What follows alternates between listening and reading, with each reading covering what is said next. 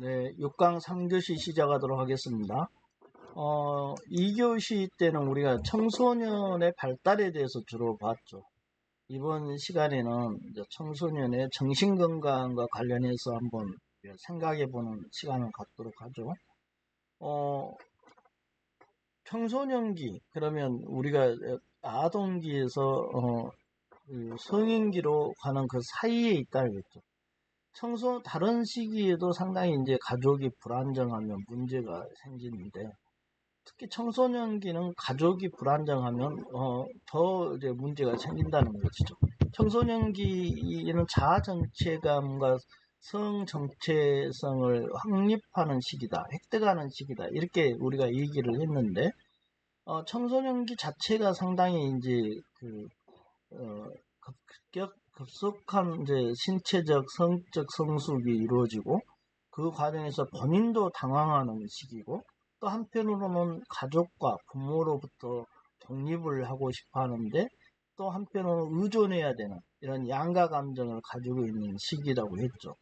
그렇기 때문에 청소년기는 가족이 불안정하면 더 이제 어렵게 되고, 당연히 자아 정체감을 자기가 혼란을 가지고 있고, 또 성 정체성도 혼란을 가지고 있으면 상당히 이제 정신건강에 문제를 일으키게 되죠, 그 자체로. 그런가 하면 또 학교에서 엄청난 이제 그 대학 입시를 위해서 학교의 영향력도 상당히 크다는 거 했죠.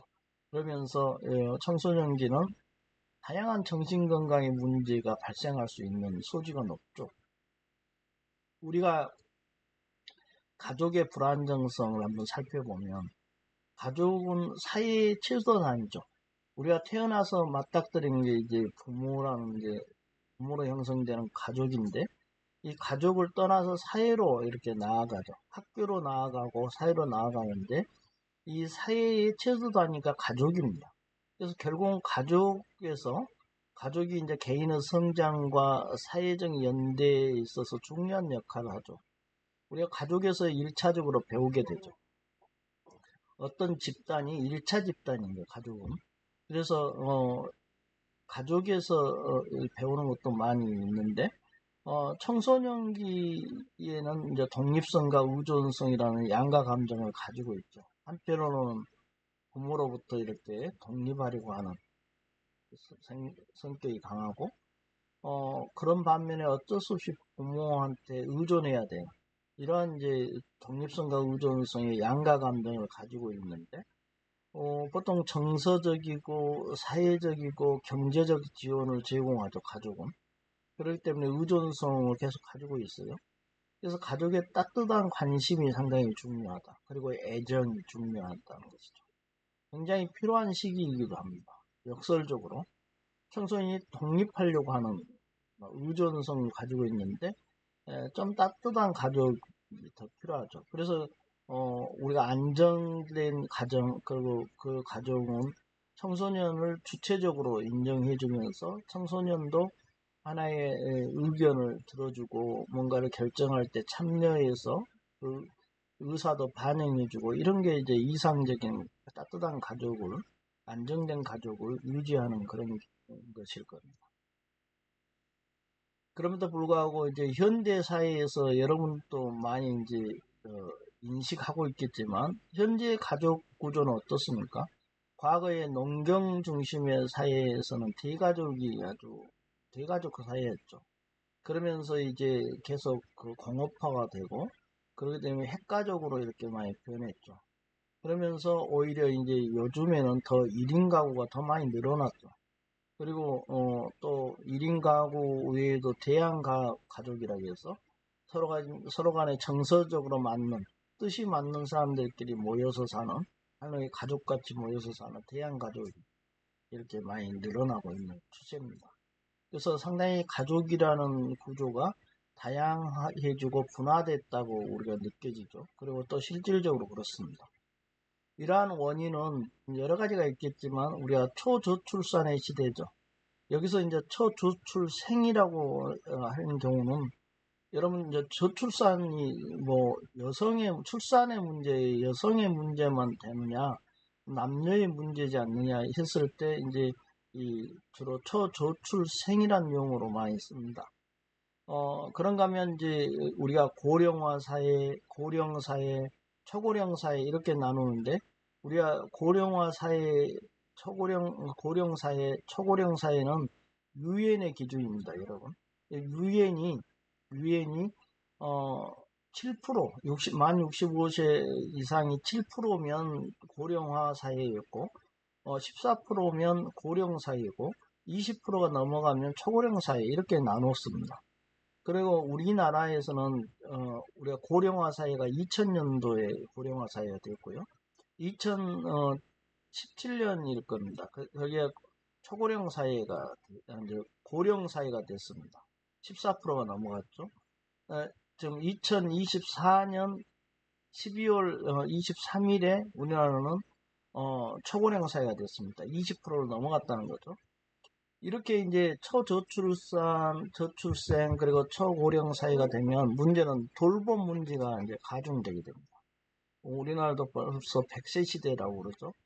그런가 하면 이혼이 상당히 증가해서 현대 사회가 이렇게 1인 가구도 많이 생기고 핵가족도 생기고 그런 것이고, 맞벌이 부부를 이렇게 하면서 맞벌이 부부가 증가하고 이러면서 가족 구조들이 계속 이렇게 변해가고 있는 겁니다.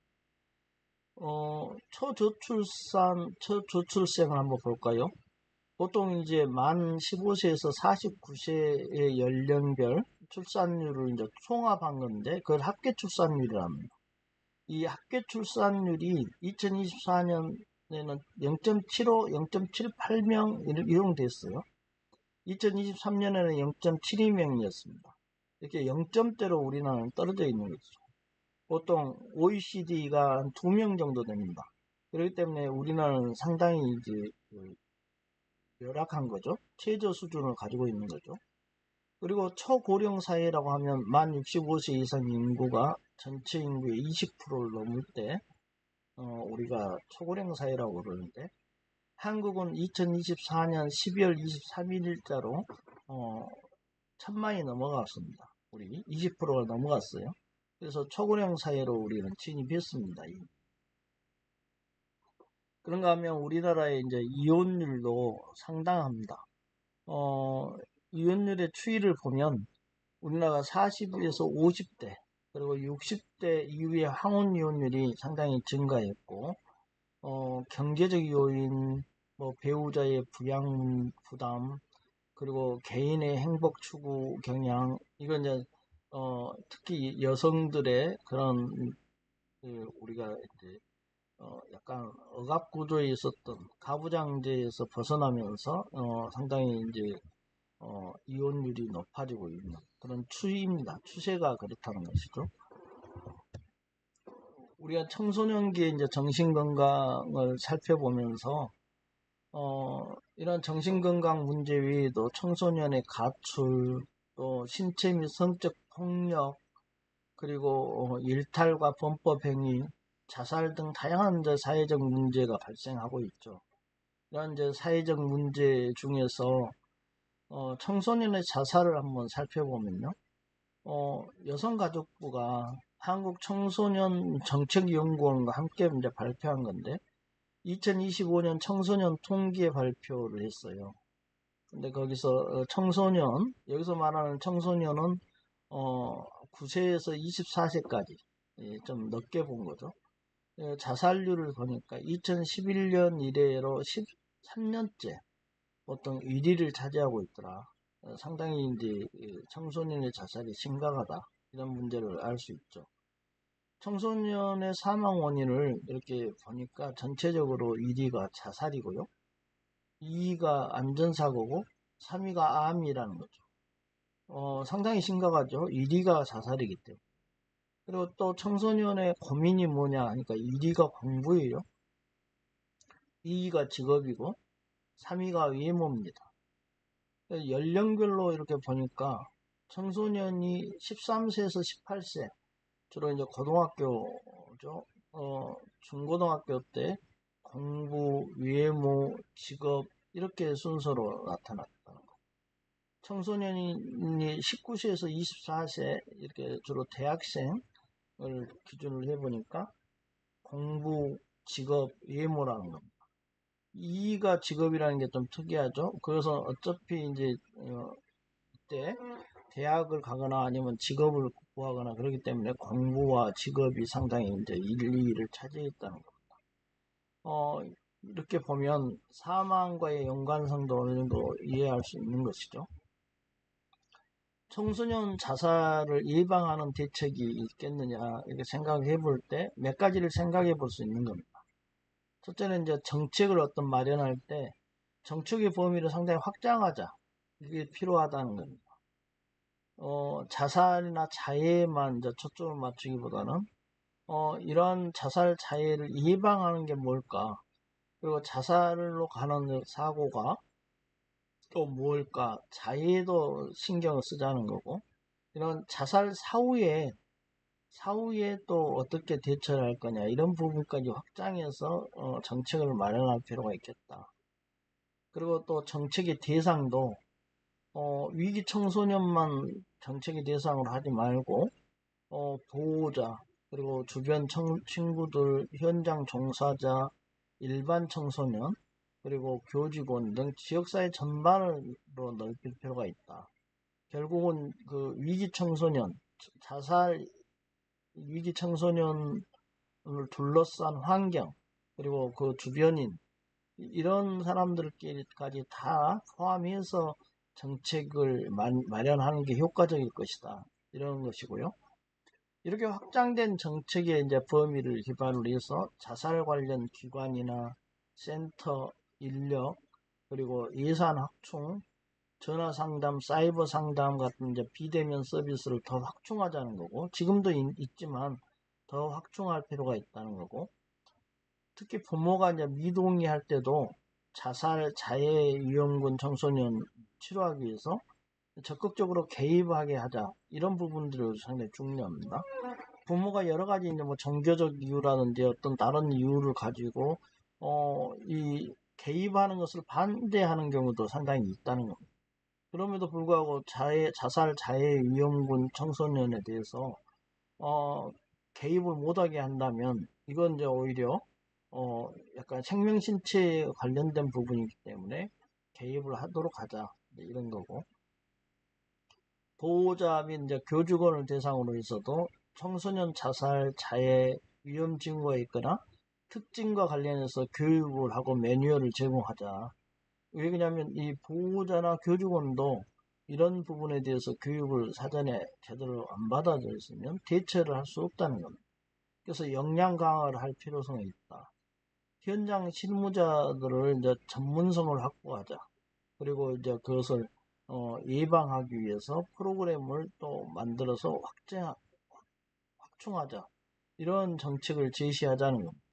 그래서 결국 역량 강화를 하고 또 청소년들 자체의 강점을 강화하고 그것을 상담을 통해서 그런 부분들을 청소년들에게 자신감을 주고 뭐 이런 부분들도 이렇게 대처할 수 있는 역량이 있어야지만 제대로 된 이제 개입을 할 수 있다. 이런 것도 생각해 봐야 될 겁니다. 우리가 청소년의 정신건강에 대해서 우리가 살펴보고 있습니다. 청소년기에는 정신건강 문제에도 여러 가지 이제 가출, 신체, 성적 폭력, 일탈, 범법행위, 자살 등 여러 가지 다양한 사회적 문제가 있다고 했죠. 특히 한국 사회에서 또 대표적인 게 학벌주의지 않습니까? 이 대학 입시로 인한 이제 스트레스가 상당히 높죠. 청소년에. 그래서 고등학교 때 많은 문제가 발생하고 있기 때문에 이에 대해서 우리가 스트레스 대처 방안을 앞에서도 공부를 했지만 결국은 대처하는 게 중요하다. 스트레스를 받지 않을 수가 없어요. 환경에 따라서. 그러면 스트레스를 대처하는 방안은 스트레스 유발 원인을 조절하거나 해야 되는데 그 원인과 관련해서 과도한 학벌주의가 있다는 겁니다. 그러한 피해를 서로 인식하는 것이 중요하고 그것을 서로 공유하고 그 긍정 심리학적 접근을 통해서 이제 강점 강화 및 역량 강화를 하자. 그래서 그러한 서비스 지원 체계를 확고하게 구축하고 그 부분을 강조하자, 이런 이제 얘기를 할 수 있겠죠. 청소년도 강점이 있다는 겁니다. 그래서 그 강점을 상당히 강화시켜줌으로써 자신감을 회복하게 하고, 또 청소년이 그걸 통해서 여러 가지 이제 사회인으로서 정당한 구성원이 될 수 있고 역량도 발휘할 수 있다. 그러면서 그 역량 자체도 이제 강화시켜주고, 그러면서 청소년이 자신감을 갖게 되고, 그게 이제 자살로 가지 않는 그런 그 대처 방안을 하자는 겁니다. 우리가 청소년의 정신건강 문제를 최소화하기 위해서 대처 방안을 구체적으로 보면, 청소년은 학교 생활을 많이 하죠. 그렇기 때문에 학교에 잘 적응하는 게 중요합니다. 그러기 위해서는 가족의 따뜻한 관심이 필요하죠. 그리고 청소년 스스로 이제 건강한 자아 정체감을 형성할 수 있도록 도와주는 겁니다. 그것이 건강한 자아 정체감의 약간 강점 강화과 역량 강화를 해준 필요가 있다는 겁니다. 그래서 그 학교 교과 과정에 건강한 성 정체성도 형성할 수 있도록 그렇게 해서 성교육 프로그램을 포함시켜서 지속적이고 자연스럽게 그 성과 관련된 교육이 이루어지도록 하는 것도 하나의 성 정체성 확립에 상당히 도움을 준다는 겁니다. 우리가 이제 가족의 따뜻한 뭐 배려 이런 말을 쓸 수도 있는데, 여러분 배려라는 용어 대신 애정으로 쓰는 게 더 좋지 않겠느냐 해서, 배려란 용어는 한쪽이 우월한 지위를 가지고 얘기하는 것, 누가 배려를 해준다. 그냥 좋은 말이죠. 그리고 이제 그 배려도 하나의 혼용해서 쓰기도 합니다. 그러나 우리가 배려라는 용어보다 어떤 관심, 애정을 가진 관심, 이런 용어를 좀 더 쓰는 게 더 적절하지 않겠느냐, 이런 생각도 해봅니다.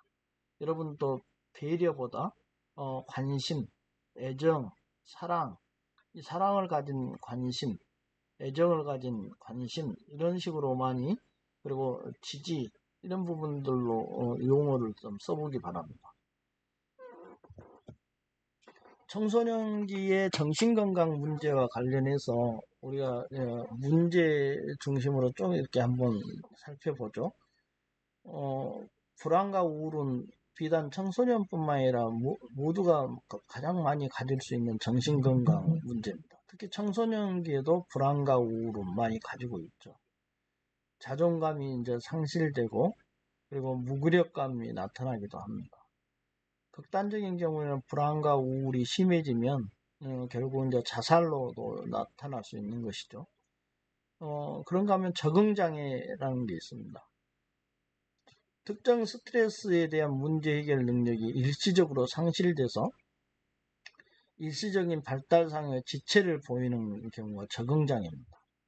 이런 경우에 이제 특히 주변인의 사망, 가까운 가까운 사람의 사망인 경우에 스트레스가 집중되고, 이럴 때 이제 일시적인 발달상의 지체를 보이기도 합니다. 적응장애라고 합니다. 행동장애는 아동기 때 나타나기도 하는데, 이때 이제 청소년기까지 이렇게 쭉 지속되는 경우가 이제 행동장애가 있습니다. 우리가 주의력 결핍, 과잉 행동장애도 대표적인 것이죠. 소명장애는 행동장애보다 더 심각한 것인데, 이때도 아동기 때도 나타난다고 그랬죠. 근데 이 청소년기에는 좀 더 아동기보다 더 심해지겠죠. 왜냐하면 신체 발달도 하고, 청소년기는 사람이나 동물에 대해서 공격성이 더 강해집니다. 뭐 재산을 파괴하기도 하고, 이게 성괴죄가 되는 거죠. 죄로 사기를 치기도 하고, 도둑질과 같은 행동도 반복적이고 지속적으로 나타나게 합니다. 이러한 이제 물질남용, 청소년기의 일탈행위, 이런 것들이 이제 주요 원인이 되기도 하죠. 포명장애와 관련해서.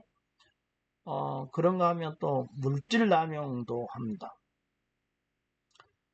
친구들과 어울리면서 이제 친구들이 잘못된 권위죠.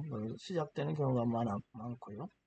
약물 중독 외에 우울증, 불안장애, 그리고 행동장애, 이것도 중복해서 같이 나타나기도 합니다. 물질장애하고. 관련해서. 그리고 섭식장애가 있습니다. 신경성 식욕부진증이라고 해서 거식증이라고 하는데 신체적 변화에 대한 두려움을 가지고 이렇게 섭식장애로 이어지죠. 이건 주로 이제 문화적인 요인이 원인이 되기도 합니다.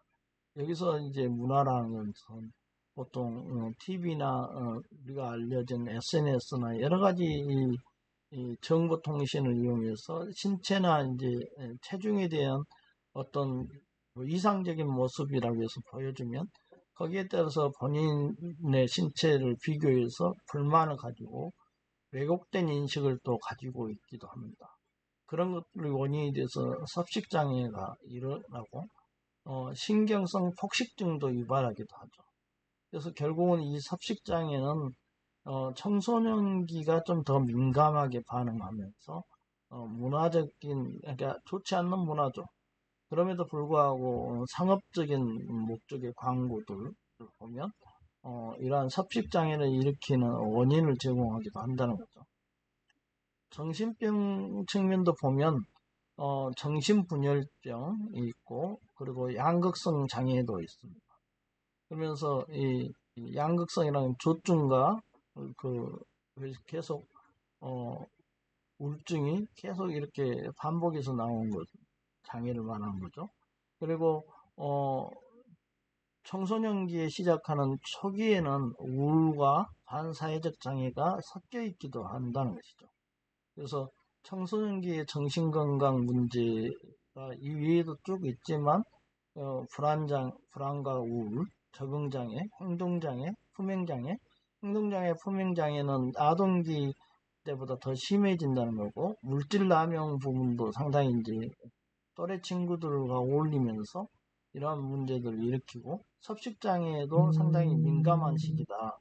그리고 정신병적인 측면도 강하고 그렇다는 겁니다.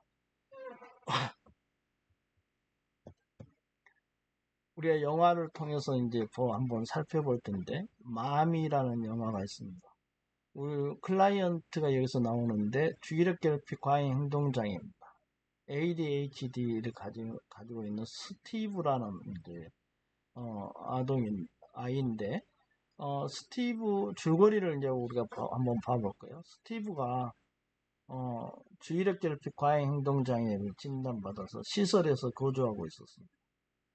근데 이제 스티브가 시설에서 말썽을 부려요. 그래서 시설에서 이제 스티브 엄마인 디안에게 집으로 데려갈 것을 권유합니다. 그래서 이제 스티브는 시설을 떠나서 집으로 돌아가서 엄마인 디안과 함께 살게 되죠. 이걸 이제 탈시설화 됐다, 이제 이렇게 얘기를 보통 합니다. 탈시설화 되면 결국은 이제 지역사회에 있는 집으로 돌아오죠. 그래서 디안이 혼자 이제 생계를 유지하면서 불안정한 성격의 스티브를 돌보는 일이 이제 쉽지는 않죠. 그런 도중 이제 집안에서 소동이 일어나고 이걸 이제 이웃집 여인 카일라가 알게 됩니다. 그러면서 이제 치료를 해주죠. 그러면서 두 사람이 가까워집니다. 원래 이 카일라는 교사 출신이었는데 말더듬을 하기 때문에 이제 더 이상 교사를 하지 않고 그리고 집에 있는데 스티브를 그 자체로 받아주고 서로 의지하는 모습을 보입니다. 그래서 경제적 어려움으로 이제 디안이 일을 하게 되면서 또 카일라에게 스티브의 홈스쿨링을 부탁하니까 스티브를 가르치는 일을 하게 되고 그러나 그게 이제 쉽지는 않겠죠. 스티브는 이제 엄마의 사랑을 확인하는 방법으로 자해를 하게 됩니다. 이 일로 인해서 이제 스티브는 엄마는 어쩔 수 없이 스티브를 공공병원, 정신병원으로 다시 입원시키죠. 이게 탈시설화의 실패죠. 실패 사례입니다. 결국은 그러니까 어떤 그 탈시설을 하는 게 중요한데 탈시설을 해서 지역사회로 돌아와서 자기 집에서 돌봄을 했을 때 이게 이제 돌봄이 잘 된 체계가 구축돼야지만 이게 탈시설이 성공한다는 것을 역으로 보여주죠. 여기서는 스티브를 돌보는 게 디안 엄마 혼자인데 디안도 일을 해야 되지만 생계를 유지하기 때문에 일을 해야 되고 결국은 이 주의력 결핍 과잉 행동 장애를 가지고 있는 스티브를 이웃집인 카일라에게 맡겼지만, 카일라도 교사 출신이고 열심히 했지만 결국은 돌보는데 한계가 있다. 결국은 그러면서 자해를 하기 때문에 또 자살로도 이어지기 때문에 스티브를 보호하기 위해서 어쩔 수 없이 다시 정신병원으로 입원시켜야 되는, 그러니까 결국은 돌봄 체계가 미흡하다는 거죠. 지역사회 통합 돌봄이 되지 않는다는 것이고, 결국 그 경우에 결국은 어쩔 수 없이 다시 시설로 다시 입회시켜야 되는 이런 문제를 얘기하는 영화입니다. 이 영화에서 우리가 이제 그 클라이언트가 주의력 결핍 과잉 행동 장애를 가진 스티브인데, 장애의 특성을 한번 살펴보면 지속적으로 주의력이 부족하고 산만한 모습을 보이죠. 결국 ADHD의 장애의 특성입니다. 그리고 물건을 발로 차거나 집어 던지거나 가만히 앉아있지 못하죠. 과다 활동을 하고, 그리고 충동적인 성향도 보이고 이렇다는 겁니다. 그리고 급하게 행동하는 경향이 있고, 또 규칙을 잘 지키지 못하죠. 그리고 생각하기 전에 행동이 먼저 나가는 경향이 있다는 거죠. 자신이나 엄마를 무시한다고 생각하면 쉽게 분노하고 이를 거침없이 표현하기도 하죠. 이러한 이제 주의력 결핍 과잉 행동 장애의 특성이 이렇다는 겁니다. 그런가 하면 이제 그 장애와 관련된 주요 이슈를 보면, 여기서 보면 이제 스티브도 처음에는 아버지의 죽음을 기점으로 해서 이제 주의가 산만해지고 과잉 행동 양상이 심해져서 시설로 입소하게 된 거다는 겁니다. 처음에는 이제 가족이 어느 정도 핵가족 정도 됐죠. 아버지, 어머니, 스티브 이렇게 세 명의 이제 핵가족이었는데, 결국 아버지가 죽음으로 인해서, 가장이 죽음으로 인해서 결국은 모자가 가정이 남게 되고, 이 모자 가정이 결국 한부모 가정이 된 거죠. 그래서 가족의 영향 때문에 오히려 스티브는 좀 더 그 주의력 결핍 과잉 행동 장애의 특성이 더 나타났고, 결국 그것을 시설로 입소하게 된 원인이 된 것이죠. 그래서 가족의 영향력입니다. 시설 안에서도 이제 강요된 행동들, 그리고 틀에 맞춰진 이제 시간표 안에서 생활하기 때문에 힘들어하죠. 그래서 발작까지 일으키게 되고, 답답한 것을 싫어하는 것을 이제 알 수 있습니다. 그래서 시설에서 이러한 이제 오히려 스티브의 그 과잉 행동을 시설 자체에서도 이제 집으로 데려가게 하게 하는 그런 권유를 하는 그런 입장이었고, 폭언을 쏟아 부을 때도 있고, 물건을 집어 던지거나 직접 폭력을 가하기도 하죠. 또 자신의 잘못을 솔직하게 인정하고 사과하는 모습도 보이기도 합니다. 엄마와 분리되어 시설, 병원에서 생활하는 것을 극도로 싫어하는 것으로 보이는데, 그것을 유아기적 성향이 남아있다고 보는 것이죠. 그럼에도 불구하고 우리가 이제 시설이나 병원으로 다시 재입원하게 된 거, 그것은 결국은 자살로 나아갈 수 있는 위험성이 있기 때문에 부모 입장에서, 그것도 한부모 입장에서 엄마인 디아는 다시 정신병원으로 보내는 그런 이제 결론을 내리기도 했다는 것이죠. 이렇게 이제 마미를 통한 이제 영화를 통해서 우리가 봤지만, 주의력 결핍 과잉 행동 장애를 가지고 있는 스티브의 이제 이 주요 장애 특성은 역시 집중력을 유지하기가 어렵다는 것, 그리고 부주의한 실수를 하고 또 쉽게 산만해지고 이런 이제 성향을 가지고 있고, 자해도 하고 그런 것을 볼 수 있죠. 이런 이제 이런 아이를 바라보는 이제 주변의 시선도 상당히 중요하다. 사회적 낙인, 오해와 편견 이런 것들이 가지고 있는 거죠. 이런 아이를 볼 때 버릇이 없다, 의지가 약하다, 부모가 제대로 교육을 시키지 않았다. 부모 탓을 하기도 하고, 뭐 그렇죠. 잘 모르는 경우에 이제 이 주의력 결핍 과잉 행동 장애라는 장애의 특성을 잘 모르는 경우에 이렇게 선입견과 편견을 가질 수 있습니다. 오해를 가질 수 있다는 것이죠. 이런 아이에게 이제 긍정적인 영향을 미칠 수 있는 주변 환경은 뭘까요? 역시 이제 이러한 장애의 특성을 잘 알고 가정이나 학교 그리고 지역사회적 환경이 상당히 안정적이고 예측 가능하도록 하면 긍정적인 행동을 많이 할 수 있다. 강화할 수 있다는 겁니다. 아이 입장에서 봤을 때 뭔가 명확한 걸 더 선호하겠죠. 역으로 부모의 태도나 이제 통제 정도로 우리가 생각해 보면 일관된 규칙과 구조를 제공해 주는 게 좋아요. 예측 가능해야 됩니다. 아이 입장에서 예측 가능해야 됩니다. 그러니까 일관된 규칙이나 구조를 제공해 주고 명확하고 구체적인 지시를 해줘야 되겠죠. 뭐 예를 들어서 조용히 해 하는 것보다 자 5분간 앉아있기를 하자 이렇게 해서 구체적인 지시를 해주면 아이가 예측 가능하고 안정적인 긍정적인 태도를 보인다는 겁니다. 그런가 하면 아이가 어떤 행동을 하면 즉각적인 긍정적인 강화를 해주는 방식으로 개입을 하는 것이 좋다 하는 것입니다. 그래야지만 이제 아이도 바로바로 그 자기의 부주의한 실수를 바로잡는 그런 이제 효과를 발휘해야 한다. 그리고 그러기 위해서는 부모가 먼저 차분한 대처를 해야 합니다. 부모가 감정 조절해서 차분한 대처를 할 수 있는 그러한 이제 그럼으로써 안정감 있고 예측 가능할 수 있도록 해주는 게 굉장히 중요하겠다. 그래서 주의력 결핍 과잉 행동 장애에 대해서는 식으로 대처하는 게 좋겠다는 것입니다.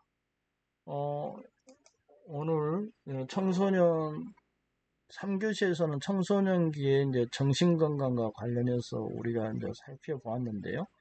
결국은 이제 청소년기라고 하면 우리가 성인기 바로 직전에 우리가 사회적 구성원이 되기 위해서 자아 정체성과 성 정체성을 배우는 과정이고 급속한 신체적 정신적 급증하는 시기고 그럼으로써 혼란스러운 시기이기도 하고 또 청소년기에 여러분 그 어떤 독립성과 의존성이 이렇게 양가 감정을 가지고 있고 그래서 더 혼란스러운 시기이기도 하죠. 이때 청소년기에 중요한 것은 그 가족의 안정성 그리고 청소년들을 주체로서 바라보는 것 그리고 청소년들의 여러 가지 그 어떤 그 혼란에 대해서 인내심을 가지고 대처해 주는 것 그리고 청소년기에 가지고 있는 예를 들어서 질병으로 나아갈 수 있지 않도록 이렇게 예방해 주는 것 그리고 스트레스를 잘 관리하도록 이렇게 특히 대학 입시에서 가지는 스트레스를 잘 관리하도록 하는 그 대처 방안을 일종의 촘촘하게 가지고 있는 것 이런 부분들이 청소년기를 잘 통과할 수 있는 그러면서 우리가 건전한 사회 구성원으로서 성장할 수 있는 토대가 되도록 하는 것이 중요하다. 특히 청소년기에 우리가 유리인 자살률이라는 것 가지고 우리 사회가 좀 더 애정 있는 일종의 접근을 하는 게 중요할 것 같고요. 특히 이 대학 입시라는 우리 사회가 갖고 있는 독특한 사회 구조적인 문제를 어떻게 하면 해소할 수 있을까? 이 부분에 대해서도 근본적인 원인, 청소년기의 그 억압 피제를 해소시키는 근본적인 원인을 해소하는 방법이 무엇일까를 한번 우리가 함께 생각해보는 그런 시간을 가졌으면 좋겠습니다. 여러분 수업 듣느라고 고생했습니다. 이것으로 마치도록 하겠습니다.